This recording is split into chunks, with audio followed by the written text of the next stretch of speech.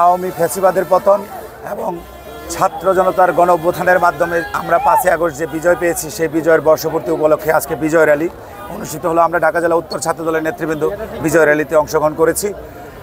এই 5ই আগস্ট আজকের দিনে আমরা বিজয় পেয়েছি, কিন্তু 1 বছর পূর্ণ হলেও দেখা যাচ্ছে যে এখনও আওয়ামী দোসরদের যারা সন্ত্রাসী খুনি আমাদের ভাইদেরকে যারা নির্বিচারে গুলি করে হত্যা করেছে, পাখির মতো গুলি করে হত্যা করেছে, তাদেরকে এখনও আইনের আওতায় আনা হয়নি।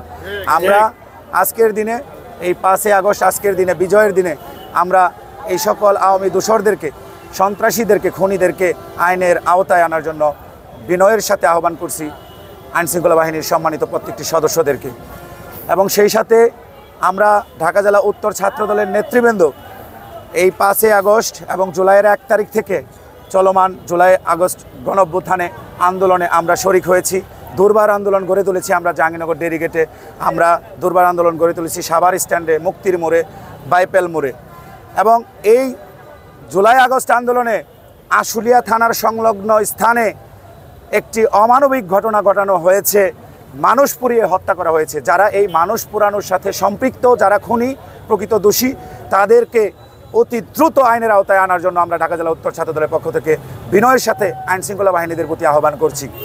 সেই সাথে ঢাকা জেলা উত্তর ছাত্র দলের নেতৃবৃন্দ আমরা জাহাঙ্গীরনগর ডেরিগেটে 4 আগস্ট যখন আমরা ডেরিগেটে আন্দোলনরত অবস্থায় ছিলাম, প্রায় 8 থেকে 10,000 ছাত্র জনতা, মুক্তিকামী জনতা, বিএনপির অঙ্গ ও সহযোগী সংগঠনের নেতৃবৃন্দ, আমরা ঢাকা জেলা উত্তর ছাত্র দলের নেতৃবৃন্দ ঐক্যবদ্ধ হয়ে বেসরকারি বিশ্ববিদ্যালয়ের এই আশুলিয়ার 6টি বেসরকারি বিশ্ববিদ্যালয়ের সাধারণ শিক্ষার্থী এবং ছাত্র দলের নেতৃবৃন্দ নিয়ে আমরা ঐক্যবদ্ধভাবে ডেরিগেটে দুর্বার আন্দোলন গড়ে তুলি।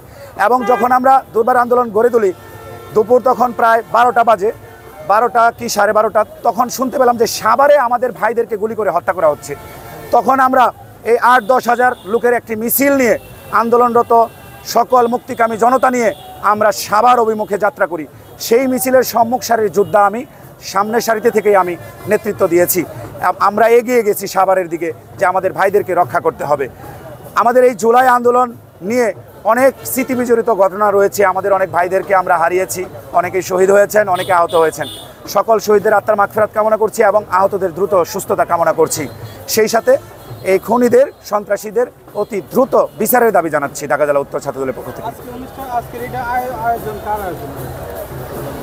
আজকে ঢাকা জেলা বিএনপির সাবেক সফল সভাপতি এবং সাভারের 2 বারের সাবেক সংসদ সদস্য ডাক্তার দেওয়ান মোহাম্মদ সালাউদ্দিন বাবুভাই আজকে নয়ারহাট থেকে এই মির্জা গোলাম হাফিজ কলেজ পর্যন্ত এই বিজয় র্যালির আয়োজন করেন। Thank you.